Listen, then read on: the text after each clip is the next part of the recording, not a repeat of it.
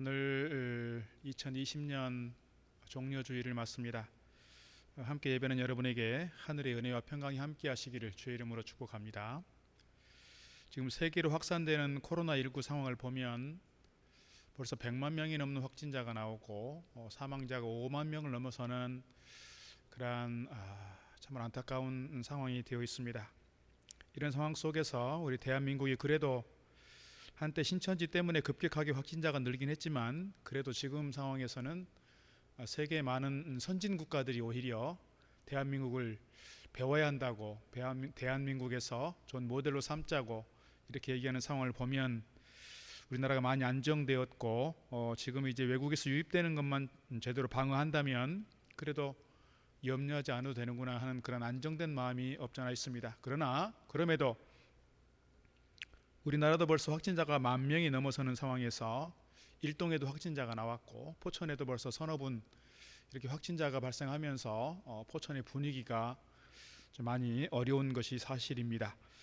그래서 많은 분들이 오히려 지난주보다 더 마음이 얼어 있고 아직은 우리 마음이 한겨울에서 봄으로 가지 못하고 있구나 그런 생각을 갖게 됩니다. 어제 그제 우리 교회 주변을 보면서 우리 교회가 벌써 주변에 많은 꽃들이 피어 있는 걸 발견했습니다.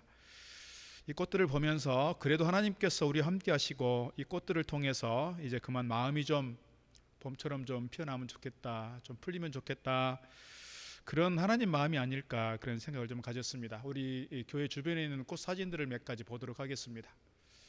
돌단풍입니다.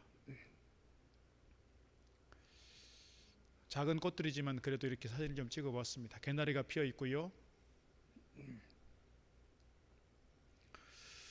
생강나무인 것 같습니다. 생강나무 꽃입니다. 생강나무 꽃 쪽에서 바라본 우리 이 교회의 건물입니다.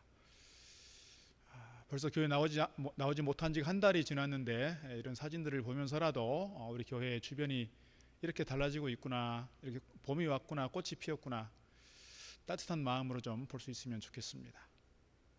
살구나무 꽃이 피었고요. 우리 김주복 시사님 사시던 사택 위에 있는 꽃입니다. 돌단풍 아까 있었고요. 잔디밭 쪽에 아까 사진 지나갔습니다만 벌써 벚꽃이 피어 있는 그런 상황이기도 합니다. 꽃들을 보면서 하나님께서 여전히 우리 가운데 함께 하시고 우리를 사랑하여 주시고 우리를 지켜주시고 우리 가운데 은혜 베푸시는구나 하는 마음들을 느껴볼 수가 있었습니다. 마음은 아직 추운 겨울인데 그래도 일동의 봄이 왔다는 것을 느끼면서 하나님의 따스한 사랑을 함께 느껴가고 이 봄꽃 향기와 봄 햇살의 따스함이 우리 마음에, 우리 가정의 삶에 아름다움으로 꽃피어나기를 주의 이름으로 축복합니다. 오늘은 세계교회가 종려주일로 지키는 주일입니다. 종려주일은 이제 예수님께서 마지막 예루살렘의 유월절을 지키기 위해서 올라가시는 장면인데요. 이제 한 주간 동안 예수님께서 재판을 받으시고 또 고난 당하시고 십자가를 지시고 운명하시고 돌아가시는 것으로 끝나는 것이 아니라 부활의 아침을 맞게 되는 그 한 주간의 일정이 고난주간인데 이 고난주간 마지막 예루살렘에 입성하시는 장면 우리가 이해해 볼 수가 있겠습니다. 예루살렘에 입성하시는 날 많은 사람들이 종려나무 가지를 흔들면서 환영했기 때문에 종려주일이라 이렇게 이름을 붙이고 있습니다. 오늘 본문의 말씀 보면 종려나무란 이름이 등장하지 않지만 나무 가지를 했을 때 종려나무 가지 우리가 이해해 볼 수가 있겠습니다. 예수님께서 벳바게에 이르렀을 때 일입니다. 오늘 사진을 잠깐 보겠습니다. 벳바게가 어떤 곳인가? 사진을 보시면 예루살렘에 가까이 왔을 때 이제 마지막 들러야 하는 곳이 벳바게와 베네게, 이 베다니입니다. 그리고 저 위쪽에 있는 산 위에 있는 교회가 예루살렘 예수님, 이게 감람산인데요. 감람산 승천기념교회입니다. 감람산 아래에 있는 예루살렘 여리고 쪽에서 올라오는 그 길목에 있는 동네가 벳바게요, 베다니인 것을 볼 수 있습니다. 자, 그림을 좀 빨리 넘겨주시면 벳바게 교회가 이렇게 있습니다. 벳바게 교회를 보시면 예수님께서 예루살렘에 입성하셨던 것을 기념하는 교회입니다. 그래서 예루살렘 입성하시는 장면이 이렇게 상이 세워져 있고요. 예배당 안에 있는 모습에도 예배당 위에도 이렇게 예루살렘 입성하는 장면을 그림으로 그려놓고 있습니다. 이 그림은 이제 감람산 쪽에서 바라본 예루살렘입니다. 그러니까 그 앞쪽에 기드론 골짜기를 조금 낮은 골짜기를 지나서 들어가야 되고요. 황금 사원이 사실은 지금은 이슬람 사원이 되어 있습니다만은 그 자리에 예전에 예루살렘 성전이 있던 자리라고 합니다. 그러니까 저 예루살렘 성을 가기 위해서 지금 감람산 쪽으로 지나가는 그런 장면이라고 말씀드릴 수 있고, 근처에 지금은 막혀 있는 문이긴 합니다만은 이쪽에서 들어가는 성문이 있었고, 그 성문을 들어가는 장면에서 많은 사람들이 예수님을 향해서 종려나무 가지를 흔들고 옷을 펴서 호산나 다윗의 아들이여 이렇게 외쳤던 것 같습니다. 이제 마지막 예루살렘에서의 일주일, 또 고난주간을 지나시는 동안에 주님께서 재판을 당하시고 십자가를 지시고 구속사역을 완수하시기 위해서 예루살렘에 들어가시게 됩니다. 예루살렘에 들어가시게 되면 기다리고 있는 것은 사실 죽음이었습니다. 십자가에서의 죽음이 기다리고 있는 걸 뻔히 아시지만 주님께서는 그럼에도 십자가를 통해서 구속사역을 완성하시겠다고 하는 그런 거룩한 마음 가지고, 이 사명의 마음을 가지고 예루살렘에 죽음이 기다리고 있는 그 예루살렘으로 들어가시는 장면 우리가 이해해 볼 수 있겠습니다. 그 죽음의 길을 들어가는 거예요. 예수님께서 벳박에 이르렀을 때 제자 둘을 보내시면서 말씀하십니다. 오늘 본문 2절 3절 말씀입니다. 제가 읽습니다.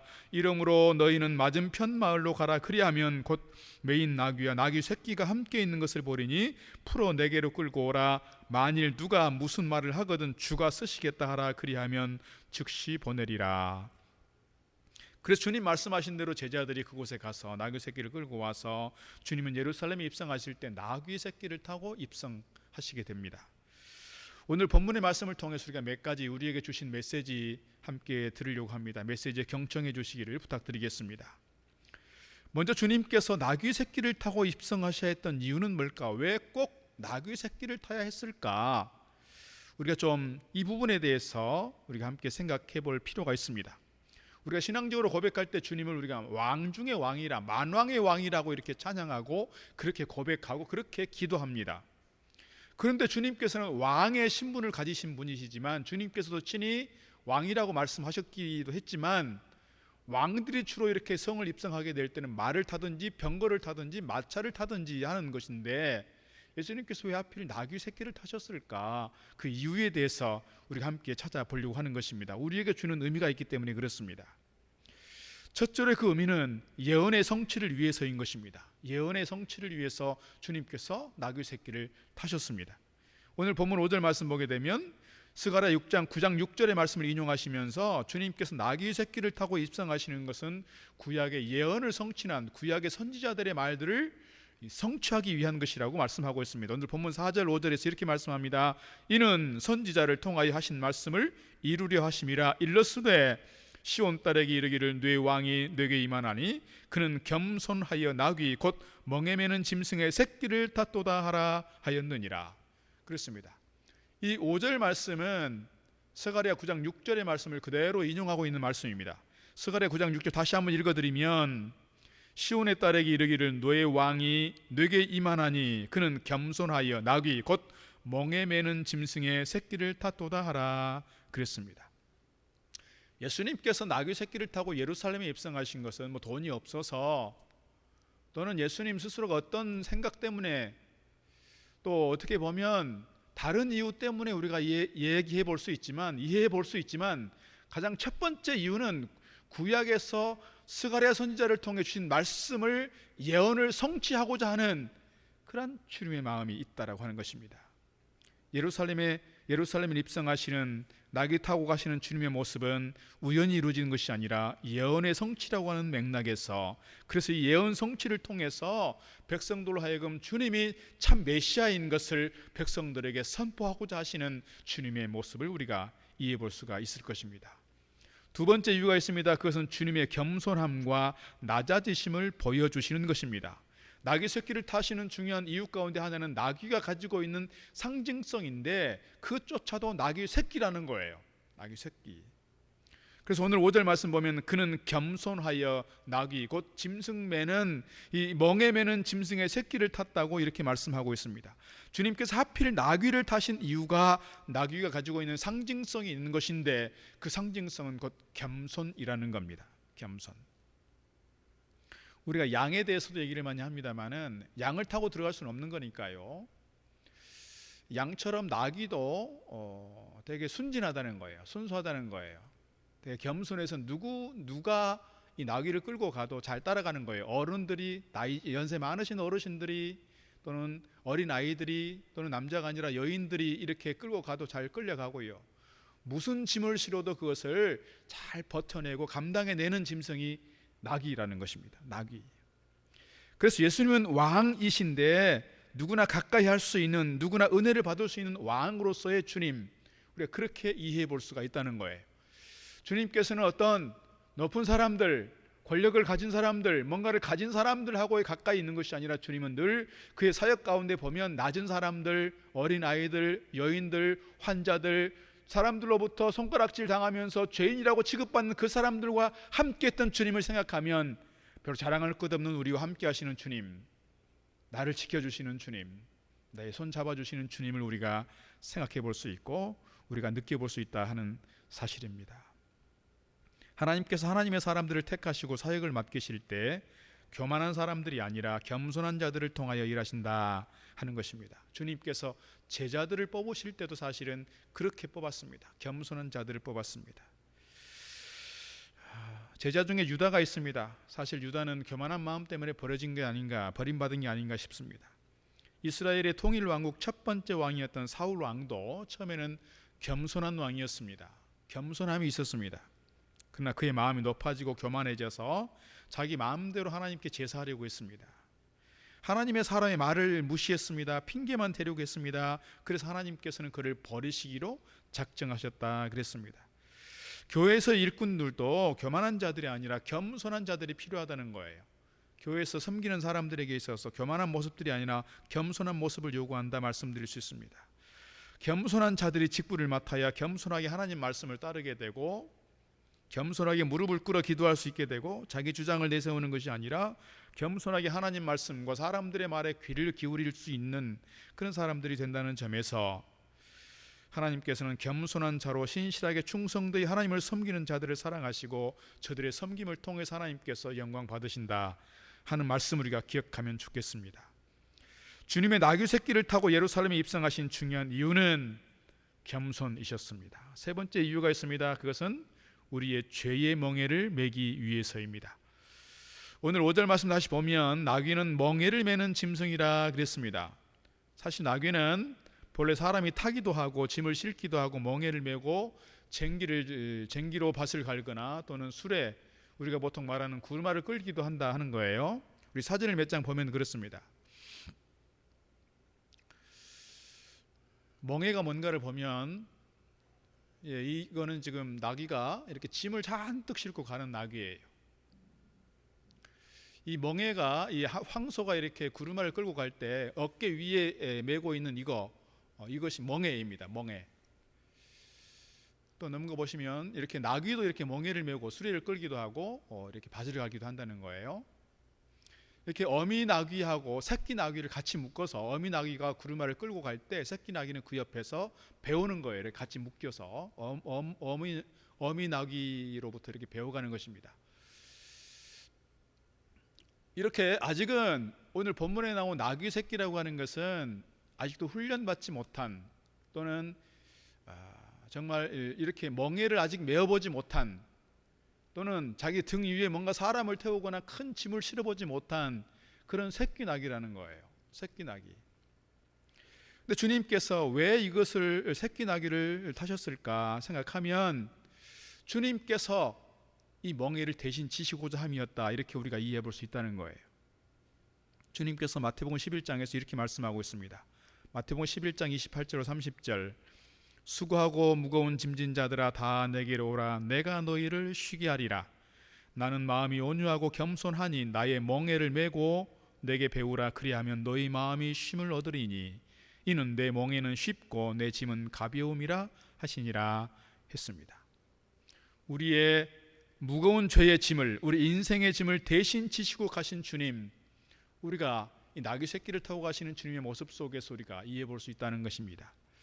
이사야 53장에서도 이미 주님께서 우리의 죄의 짐을 대신 지시기 위해서 그 무서운 십자가의 고통과 찔림과 채찍에 맞았음을 말씀하고 있습니다. 이사야 53장 5절, 그가 찔림은 우리의 허물 때문이요 그가 상함은 우리의 죄악 때문이라. 그가 징계를 받음으로 우리는 평화를 누리고 그가 채찍에 맞음으로 우리는 나음을 받았도다 했습니다. 우리가 짊어져야 될 죄의 멍에, 우리가 짊어져야 될 죄의 짐을 주님께서 대신 지시고 가시고자 하는 그 마음을, 그 섭리와 그 뜻을 오늘 나귀 새끼를 타고 가는 그 장면 속에서 우리에게 보여주고 있다, 이렇게 이해해 볼 수가 있을 것입니다. 주님께서 우리가 져야 될 죄의 멍에를 대신 지고 십자가 지시려고 예루살렘에 들어오셨다는 장면 우리가 기억하면 좋겠습니다. 그래서 우리의 수고하고 무거운 짐을 다 짊어지신 주님을 찬양하지 않을 수 없습니다. 오늘 우리가 가지고 있는 죄의 짐들, 인생의 무거운 짐들을 다 주님 앞에 내어놓고 주님 안에서 평안과 평화를 누릴 수 있기를 주의 이름으로 축복합니다. 두 번째 우리가 기억하고 싶은 것은, 생각하고 싶은 것은 주님께서 나귀를 타시고 입성하시는 과정에서 누가 쓰임 받았는가를 말씀하고 있다는 거예요. 주님께서 이 나귀 새끼를 타고 예루살렘에 입성하시는 것은 예언의 성취입니다. 뿐만 아니라 당신의 겸손함을 표현하시는 것이고, 뿐만 아니라 죄의 멍에를 대신 지고자 하심이라 그랬습니다. 이렇게 예루살렘에 입성하시는 그 장면 속에서 주님께로부터 쓰임받은 사람들이 있고 쓰임받은 짐승이 있다는 거예요. 우리가 오늘 이 부분에 대해서도 함께 생각을 나누려고 하는 것입니다. 주님께서 태어나시면서부터 십자가에 돌아가시기까지 주님의 생애 속에서 만나는 세 부류의 사람들이 있습니다. 첫 번째는 주님에 대해서 반대편에 서 있던 사람들이었습니다. 헤롯 왕을 비롯해서 로마의 권력자들과 또는 이스라엘의 권력자들과 제사장들과 종교 지도자들과 바리새인들과 주님, 어떻게든지 주님을 잡아 가두려고 했고 주님을 제거하려고 했던 사람들, 우리가 이해해 볼 수 있습니다. 구원의 역사를 거스렸던 사람들입니다. 또한 부류의 사람들이 있습니다. 하나님께 대하여 또는 하나님의 일에 대하여 별 관심이 없는 구경꾼 같은 군중들이 있다는 거예요. 이 사람들은 뭔가 기적이 있다 하면 우르르 몰려가고, 뭔가 이렇게 사람을 고쳤다고 하면 우르르 몰려가고, 뭔가 이렇게 구경거리가 생기면 우르르 몰려가지만 자기들의 뭔가 입속을 채워가고 자기들의 배를 채워가고 자기들의 어떤 본능적 욕구를 채워가는 것에 만족했지, 주님 가신 그 길에 동행하려고 했고 주님의 어떤 사역에 동역하려고 했던 모습들이 없다는 거예요. 뭔가 좋은 일이 있으면 열심히 찾아는 다녔는데 주님과 함께 뭔가를 같이 하려는 사람들은 적었다는 거예요. 이런 구경꾼 같은 사람들이 있고요. 세 번째는 주님의 고난에 동참하고 주님의 사역에 동역하고 주님 가신 길을 따르면서 하나님께로부터 귀하게 쓰임받는 사람들이 있었다는 겁니다. 오늘 본문에 이런 사람들이 몇 사람 등장합니다. 첫 번째 어떤 사람이 등장하냐면 주님 말씀에 순종한 제자들입니다. 주님 말씀에 순종한 제자들이 쓰임 받았습니다. 예루살렘 입성 과정에서 벳바게에 도착했을 때 주님께서 제자 둘을 보내시면서 말씀하십니다. 가서 나귀 새끼를 끌고 와라. 누가 묻거든 주가 쓰시겠다 하라 그랬어요. 제자들의 관점에서 또는 일반적인 사람들의 관점에서 보면 이거는 조금 상식적이지 않습니다. 합리적이지 않습니다. 그런데 제자들은 그 어떤 것에 대해서도 토를 달지 않아요. 이유를 묻지 않아요. 이거 그냥 가져와도 됩니까? 항의하지 않아요. 가면 어떤 일이 벌어질지 이해할 수 있어요. 예측할 수 있어요. 납득할 수 있어요. 그러나 제자들은 그것에 대해서 주님께 다시 묻지 않아요. 주님께 자기의 생각, 자기의 의견, 예상을 말하는 것이 아니라 주님 말씀에 그대로 순종하고 있습니다. 어떻게 보면 처음에 많이 망설였을지 모르겠습니다. 아니, 돈을 주고 사오는 것도 아니고 주인에게 부탁을 하고 끌고 오는 것도 아니고 그냥 매어있는 나귀를 끌고 오라고 하는 건데 상식에 맞지 않는 겁니다. 세상 사람들이 뭐라고 할까? 손가락질 하지 않을까? 그런 마음 때문에 망설여졌을지 모릅니다. 그러나 이 제자들은 주님께 대하여 토를 달거나 뭔가 묻지 않고 그냥 가서 끌고 오는 거예요. 주님께서 가라 하시니 가는 거예요. 이렇게 주님께 대하여서 순종했던 제자들이 오늘 예수님께서 나귀 새끼를 타고 예루살렘에 입성했을 때의 그 장면 속에 동역했다는 거예요. 이 제자들이 쓰임 받았다는 거예요. 만약에 이 제자들이 계속해서 사람들의 상식을 생각하고 사람들의 눈치를 보고 세상의 어떤 가치 기준을 가지고 주님께 따졌더라면 아마 주님께서 다른 사람들 썼을지도 모르겠습니다. 오늘 우리가 하나님께서 우리를 쓰시려고 부르실 때, 어떤 사역을 맡기실 때 오늘 제자들의 모습처럼 주님 말씀에 대한 절대적 순종을 들어서 주님 사용하신다는 거예요. 순종이 없는 헌신, 순종이 없는 예배, 순종이 없는 헌금, 순종이 없는 기도, 순종이 없는 제사, 하나님께서 기뻐하시지 않는다는 거예요. 그래서 사울 왕에게 사무엘을 통해서 하시는 말씀은 순종이 제사보다 낫다, 이렇게 말씀하고 있습니다. 오늘 우리가 신실한 모습으로 하나님께 쓰임받는 종이 되기 위해서 우리가 가져야 될 가장 중요한 신앙적 자세는 순종인 줄로 믿습니다.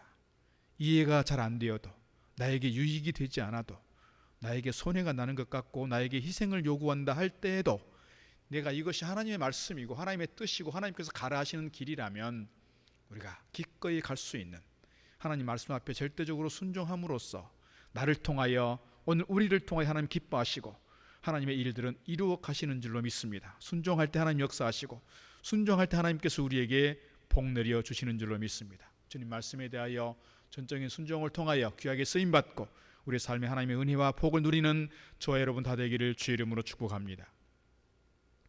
두 번째 쓰임받는 사람이 있습니다. 나귀의 주인입니다. 나귀의 주인이 쓰임받았습니다. 제자들이 주님의 말씀을 따라 매여있는 나귀 새끼를 풀어가려고 할 때 누구라도 예측할 수 있는 것처럼 주인이 나타나서 물었을 것입니다. 그때 주님의 제자로부터 주가 쓰시겠다 하는 얘기를 듣고 다른 것을 묻거나 따지지 않고, 왜 끌고 가냐가 항의하지 않고 계산하지 않고 자기의 중요한 재산 목록인 나귀 새끼를 내어드립니다. 우리가 잘 아는 것처럼 이 배단위, 벳바기에 사는 사람들은 되게 좀 어렵게 사는 사람들입니다. 쉽게 말하면 빈민층인 사람들이 모여 사는 동네가 베다니와 벳바게입니다.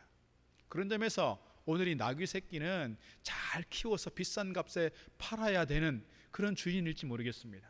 그러나 주가 쓰시겠다 하니 이 나귀 주인은 그저 서슴없이 주인의 이 자기 재산 목록 1호인 이 나귀 새끼를 내어드리는 겁니다. 그래서 주님의 예루살렘 입성을 위해서 자기의 소유였던 나귀 새끼가 귀하게 사용되는 것을 보게 되었을 것입니다. 주님께서 오늘 우리 손에 쥐고 있는 그 무엇을 쓰시겠다 할 때 기쁜 마음으로 드릴 수 있으면 좋겠습니다. 내 손에 가지고 있는 것이 무엇일지라도, 그것이 나의 시간이건 나의 힘이건 내가 가지고 있는 달란트나 재능이나 물질이나 혹시 자녀들일지라도 주님께서 쓰시겠다 하면 내어드릴 수 있는 신앙적 자세, 이것이 주님께로부터 쓰임받는, 그래서 주님께로부터 칭찬받는 그러한 일꾼들이 될 것입니다. 오늘 주님께서 우리의 마음을 두드려 감동하실 때 있습니다. 내가 너의 이것을 쓰겠다 말씀하실 때, 우리에게 감동 주실 때 그것을 외면치 마시고 주님 앞에 기꺼이 내어드림으로써 주님께로부터 귀하게 쓰임받는 저와 여러분 되기를 주의 이름으로 축복합니다. 또 하나 말씀을 드리자면 어린 나귀 새끼가 쓰임 받았습니다. 앞서 말씀드린 것처럼 주님께서 타신 나귀는 아직 아무도 타보지 않았습니다. 짐을 실어보지 않았습니다. 수레를 끌어보지 않았습니다. 아직 훈련이 되어 있지 않습니다. 그런 상황이지만 이 나귀 새끼는 짐작하기로는 처음 주님께서 타시려고 했을 때 아마도 많이 당황했을지 모릅니다. 익숙하지 않아서 어색했을 것입니다. 서툴렀을 것입니다. 그러나 주님께서 타시려 했을 때 기꺼이 자기 등을 내어주었던 나귀 새끼, 우리가 생각해 볼 수 있습니다. 아마도 이 나귀 새끼는 어미 나귀를 졸졸 따라다니면서 따스한 봄볕도 쬐고 땅을 파면서 재미있게 놀고 있었을지 모릅니다. 그런데 이 어린 나귀를 부모하고 떼어서 어떻게 보면 주인과 떼어서 끌고 갔을 때 많이 당황했을지 모르겠습니다. 그러나 순순히 주님께 자기의 등을 내어드리고 주님께서 예루살렘에 입성하실 때에 오늘 나귀 새끼는 큰 사역에 동행했다, 사역에 동역했다, 이렇게 말씀드릴 수가 있습니다. 그래서 예언의 말씀을 성취한 것이 되었고 주님께 쓰임받는 일이 되었다 하는 말씀입니다. 우리가 구레네 시몬을 생각해 봐도 그렇습니다. 처음 십자가를 져야 한다는 것이, 그렇게 피투성이 된 주님께서 그 십자가를 만지고 짊어지고 가다가 쓰러지고 또 쓰러졌을 때 그 십자가에는 온통 피투성이가 되었을 것입니다. 그렇게 피투성이 된 그 십자가를 짊어지는 것 자체가 수치요 모욕이요, 그 가정이 어떻게 보면 자랑이 아니라 큰 수치임에도 불구하고, 저주스러운 일임에도 불구하고 이렇게 십자가를 짐으로써 그의 삶에, 그의 인생에, 그의 가정에, 자녀들에게 큰 축복이 된 것을 우리가 성경을 통해서 보게 됩니다. 주님에 대해서 전혀 몰랐던 그가 억지로라도 십자가를 짐으로써 그의 아들들이 초대교회의 좋은 영적 지도자들로 쓰임받는 것을 우리가 성경을 통해서 볼 수 있습니다. 내가 져야 하는 이 십자가가, 내가 져야 되는 이 사역들이, 사명들이 어떻게 보면 힘든 일일 수 있으나 이것을 감당함으로써 오늘 우리 인생에, 우리 자녀들에게 큰 축복이 되어지는 줄 믿습니다. 주님께서 사용하시는 사람들을 보면 그리 유명한 사람들이 아니어도, 권세가 있거나 학식이 있거나 사람들에게 인기 있는 그런 사람들이 아님에도 불구하고 하나님의 일들을 위해서 많이 쓰임받고 쓰시는 것을 볼 수가 있습니다. 물론 사도 바울처럼 학식도 있고 인맥도 있고 어떤 배경도 있는 사람이 쓰임받을 수도 있습니다. 그러나 대부분의 제자들은 이러한 배경이 없는 사람들이었습니다.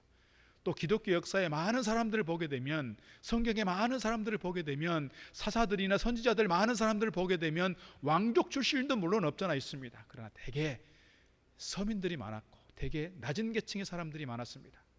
오늘 우리가 가진 것이 비록 작을지라도, 오늘 우리의 모습이 초라해 보이고 사람들로부터 그렇게 잘나 보이지 않아도 주님께서 우리를 쓰시겠다 하면 쓰임 받는 겁니다. 주님께서 우리를 쓰시겠다 하면 우리가 내어놓는 것만큼, 내가 헌신하는 만큼 주님께서 우리를 통해서 역사하시는 줄로 믿습니다.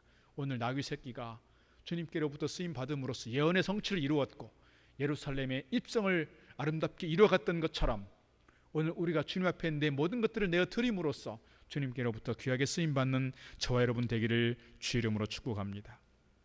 사랑하는 성도 여러분, 오늘 주님께서 예루살렘 입성으로 시작해서 고난주간 한 주간 시작됩니다. 특별히 이번 한 주간 십자가를 참으사 구원을 이루신 우리 주님을 깊이 생각하고 주님의 말씀에 귀를 기울이고 주님의 부르심과 사명 앞에 기쁨으로 응답함으로써 귀하게 쓰임받는 저와 여러분 다 되기를 주의 이름으로 축복합니다. 기도하겠습니다. 사랑의 하나님, 오늘 저희들 이렇게 주님 예루살렘 입성하시는 종려 주일이지만 교회 나와 예배드리지 못하고 영상으로 가정에서 삶의 처소에서 예배드립니다. 각 처소에서 예배드리는 모든 성도들의 마음을 기억하여 주시고 저들의 예배를 주님 연락하여 주시옵소서. 오늘 주님께서 나귀를 타고 입성하시는 것이 여러 의미가 있는 것을 보았습니다. 무엇보다 저희들 주님의 사역에 함께 참여하고 쓰임받는 종들 되게 하시고, 그래서 주님 앞에 섰을 때에 잘했다 칭찬받을 만한 일꾼들 되도록 인도하여 주시옵소서. 특별히 이번 한 주간 고난주간입니다. 주님 가신 그 십자가의 길을 묵상하고 이 코로나의 위기 속에서 주님의 그 고난에 참여하는, 함께하는 마음이 있게 하시고 더욱더 하나님 앞에 기도하며 나아가는 저희들 되게 하여 주시옵소서. 예수 그리스도 이름으로 기도드리옵나이다. 아멘.